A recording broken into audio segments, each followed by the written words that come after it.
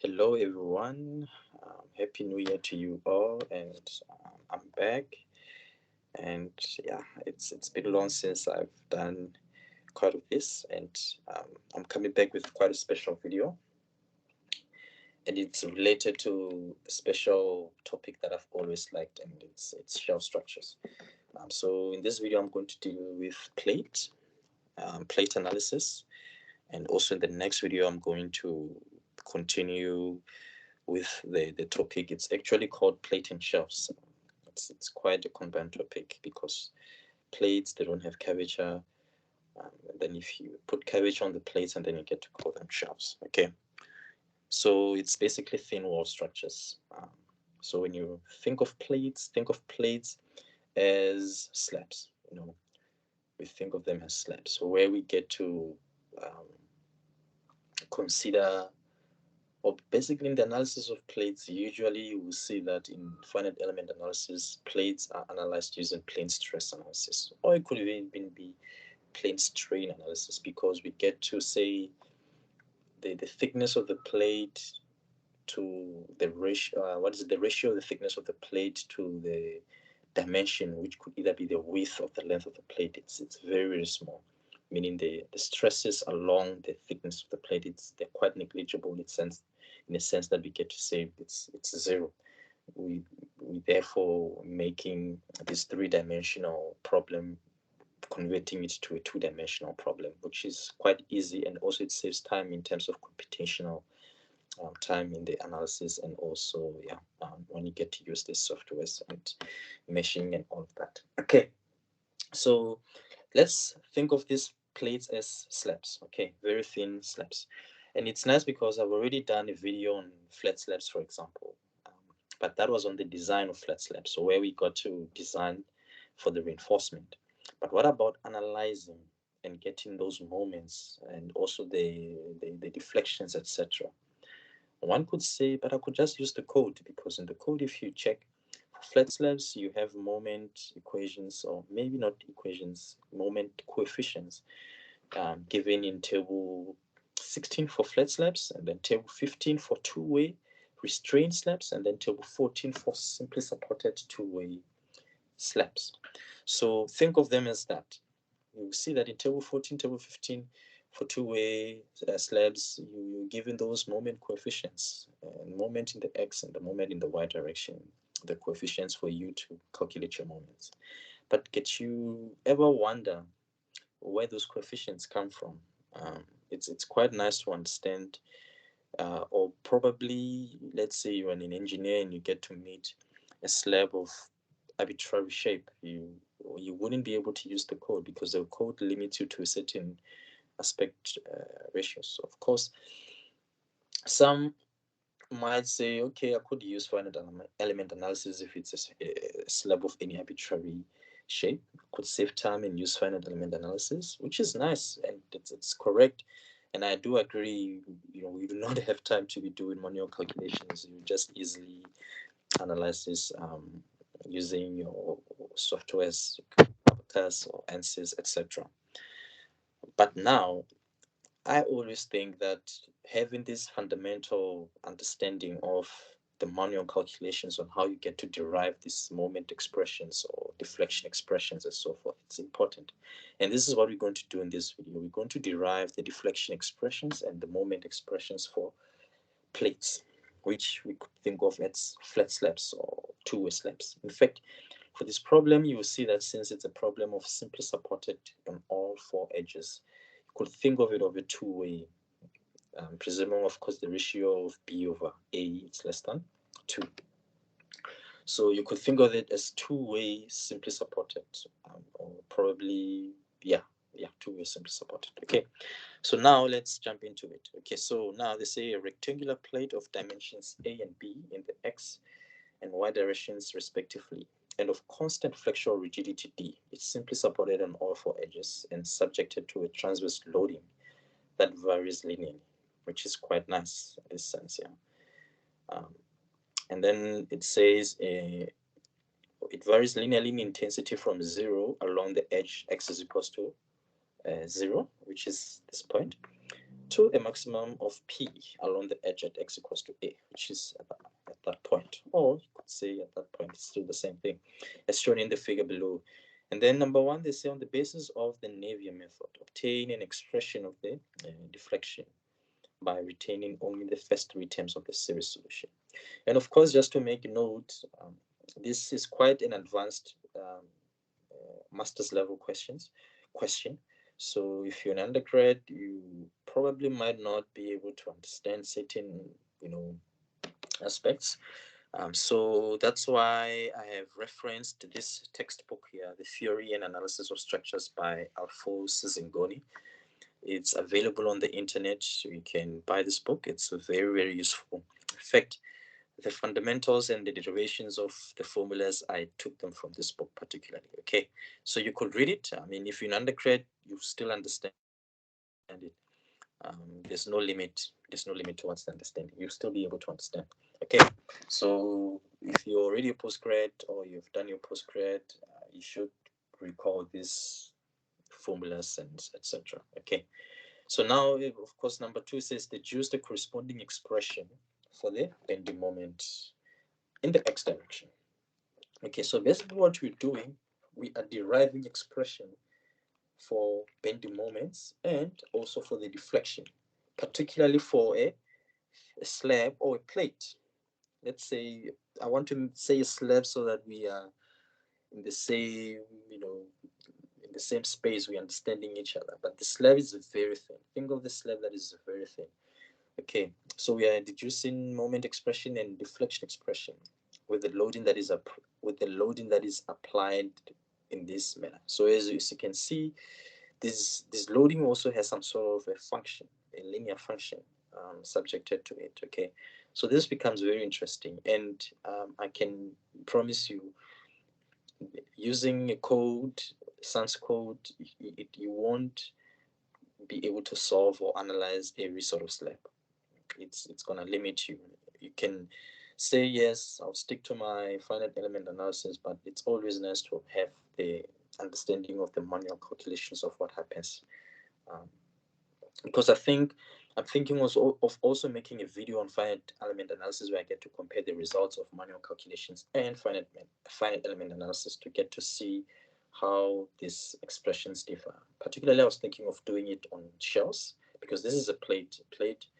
As I said, plate and shells, it's more or less the same, but except with shells have curvature. With plate is flat, it doesn't have curvature. Whereas now shell has a curvature, which now becomes a three-dimensional problem instead of a two-dimensional problem. Okay, so now let's jump to it. So before we get to the question, we start to answer the question, I just wanted to recall these formulas. Again, these formulas, you'll find them in this book, as I mentioned. And as you can see here, they say for any arbitrary loading that is applied on a rectangular plate having these dimensions A and B, it can be represented using a double Fourier series, which is this here, series that you see here. Okay, where the coefficients of the series are given by this expression that you're seeing here, or an equation, basically. Okay, so of course, going through the derivations, which are quite in detail, like very, very much in detail. I would have not finished anytime soon if I were to put every single step by step. But basically, if you refer to this book, you will see that an expression for a deflection for a rectangular plate that is supported on four edges, we get this expression for the deflection. Okay, so now the only problem that we have is how do we implement this expression with the particular loading that has its own function as well, as you can see. And as we said, this loading applied, it's represented using a Fourier series. Now that's when things get to become a little bit complicated. Okay, so now this is an expression for the deflection, which is denoted by W. I'm not sure if it's omega or is it W, but I'll call it W. Okay, of course, also the equations for the bending and twisting moments as well as transverse shear forces can be derived from the above equation as well. Okay, of course, this I should very mention that I should just mention boundary conditions. They play a very key role here. You remember I said this slab is supported on all four edges. So boundary conditions, they play a very key role in deriving these equations. Okay, so now these are the equations as you can see. So the first one, obviously, it's for the moment in the y direction, the x direction, and this mxy is simply the twisting moments. And here we have the shear, transverse shear forces as well. Okay, these are the derived equations for a flat plate supported on all four edges, simply supported on all four edges.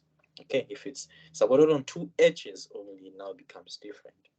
Of course, we can make, or I can make another video if it's you guys might be interested. Okay, so these are the expressions that we use. Okay,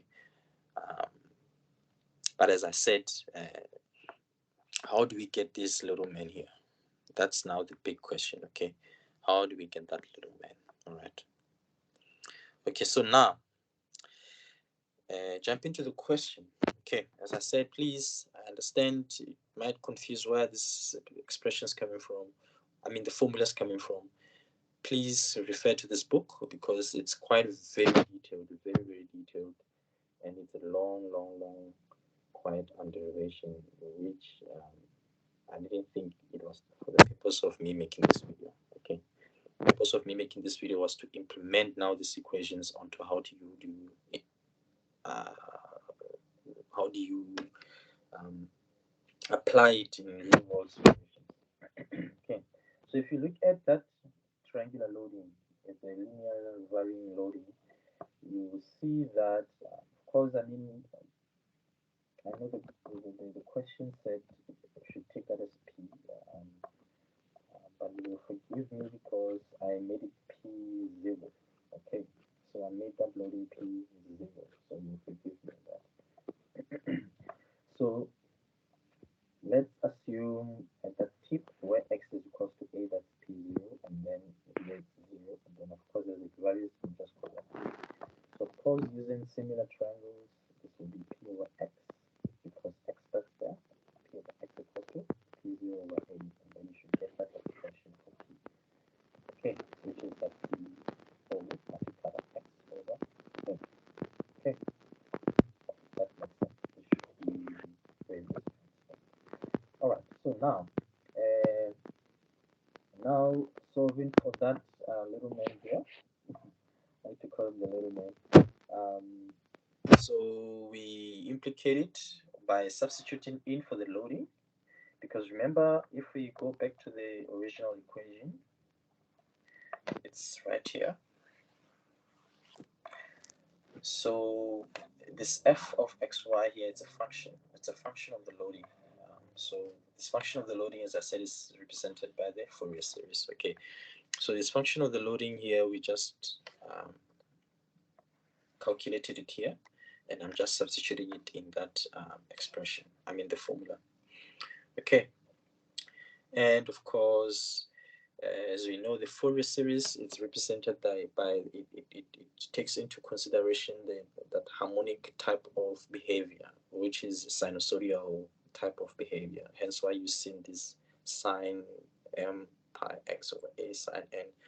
Okay, because we assuming that harmonic behavior towards the plane. Okay, and of course this is a double integration problem, and because it's a two-dimensional problem, it's a double integration, and of course from there we get to integrate, which should be easy for you guys who have done maths. So you get to integrate first with respect to y. The reason why I'm doing that is because you see that after we have substituted in our load function, we get to have that little nasty piece of problem there. It's two functions multiplied with each other. Of course, this is x for x as an independent. and y also is still an independent variable. This is a two-dimensional problem. So we will end with that. So this one is quite easy. We can solve this quite very easily using the substitution. Use substitution method, if you remember from your integration techniques. It should give you something in this manner. Okay, and of course this is with respect to y, and the limits for y is 0 to b. In the y direction is 0 to b, and if you substitute them, this is what you have here, and you end up getting to this. And of course I still kept that integral, the nasty one, for x multiplied by sine of that. Okay, and of course if you're still following each other, this comes all the way from there where I substituted in the load function, and of course I took out the p0 and a as constants. I took them out, and then I'm left with x. That's why you have that x multiplied by the sine m pi x over a. Okay, so now how do we solve this now, or how do we integrate that? Of course you guys have done integration to very, very deeper levels, and you should notice that it should be an integration by parts problem. So you use integration by parts to solve this integral. And if you recall the formula for integration by parts, it should be that u dv equals to uv minus the integral of v du. Okay, so the first thing we do, we need to let u to be some function. So we either let u to be x, or we let u to be this whole expression there. So you could use either that, or could use x. But depending on the choice that you make, if you have done integration by parts, a lot of times you know that sometimes the choice that you make, as much as you are free to make u to any of those functions, two functions, it might make your solving a bit more very, very, very difficult. Okay, so I chose to go with u, as we will see why I chose to go. I chose to go with x, u to be equal to x. You will see why I decided that. Okay, so now u is equals to x. So I'm saying u is equals to x, and therefore du will be just be dx. I'm taking a derivative from both sides. Okay, and of course, if I say u is x, then I need to choose dv, because remember this is u multiplied by dv. So u is x, and then dv is supposed to be the left function that was not taken as u, which is sine of m pi x over a. So that's going to be my dv. And of course, I'm going to take the antiderivative on both sides of the equation, basically the integral. The antiderivative is still the same thing, and you will solve for v in this instant, and then v, you get that. Okay, I hope I'm not going too fast. Otherwise, you can feel free to pause the video and go through exactly what is it that I've done.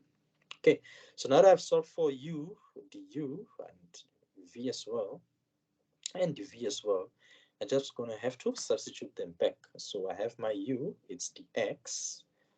I'm sorry, my u, it's x over here, and my v, it's that little piece of monster there. Just combine it, I have this expression. Of course, my v, it's also still that little monster there, and since it's negative, negative and negative, it's going to be a positive. And of course multiply by du, which is equal to dx. All right, so if you go all through that, you should be able to get towards this solution here. Okay, take your time, pause the video and go through it. You'll see it. You should get that solution. All right, so now that little piece of monster that we said we were getting an integral of, so this integral, it's basically its solution, it's that. Okay, so now we can substitute in our limits 0 to a, and if we substitute them up 0 to a, this is what we get as a final solution for this integral. And of course, recall that we had this situation, we already solved the integral for y with respect to y, and we just solved the one with respect to x, and we're just substituting that with that, and hence why I have that little piece, it's here, and that little piece represents all of that which we just derived here. Okay, I hope I'm not going too fast. As I said again, it's a little bit advanced, I know. Okay, so now obviously I've just simplified or basically expanded my equation for the Fourier series. Okay, and now that we have got our the coefficient of the Fourier series, or the coefficient of the series, basically we have calculated, it's here, the coefficient of the series. Okay, so now since the series for deflection converges rapidly, so this is something that you could test yourself. Okay, because remember, this is a sinusoidal type of problem, hence why we're using the Fourier series. So it has that harmonic type of behavior. I mean, yes, the harmonic type of behavior. So you will see that your values for m and n, you need to maybe say m and n equals to 1, and then you get your coefficient for the series, and then you try m and n equals to 2, and then m and n equals to 3, and so forth. And you will see that if you use even numbers, obviously you get to 0, because cos of 2 pi is 0. No, sorry. Sine of, yes. Now I'm getting a bit confused as well. Cos of 0 is 1, it's maximum. Yeah, cos of 0 is 1, but cos of pi over 2 is 0. That's what I meant to say. So hence why you will see if you use even numbers of 2, 4, 6, in terms of n and m, using m equals to 2 and n equals to 2, or m and n equals to 4, and so forth, you see that you're going to get your solution as 0, which is not particularly true, or basically tells you that you're towards the boundary conditions, if you get my point. Hence why it's quite, I mean, not towards the boundary condition, you're towards the supports. You're towards the supports.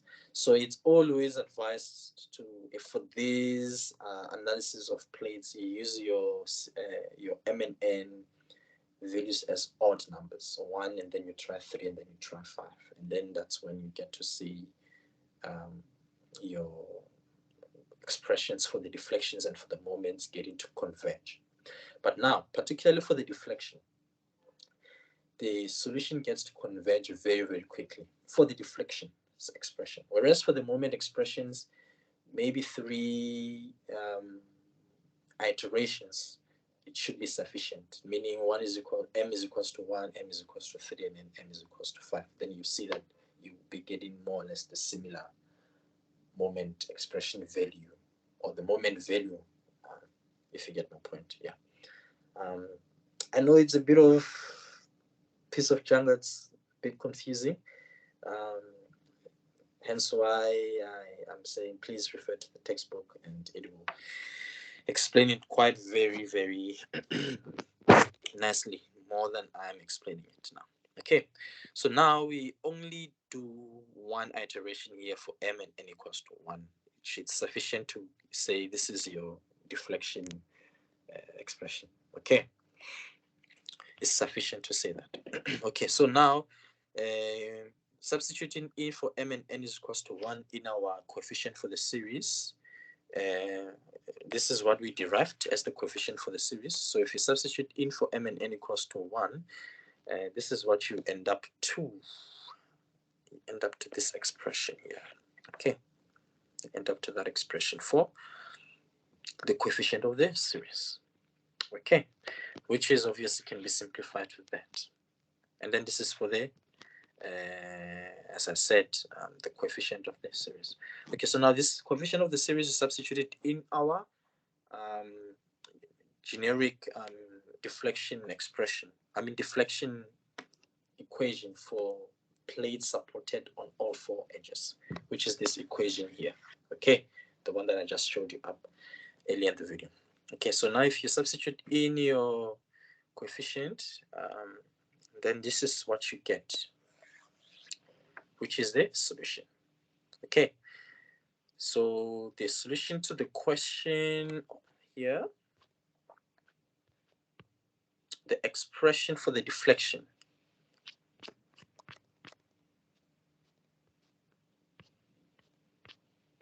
it's right there.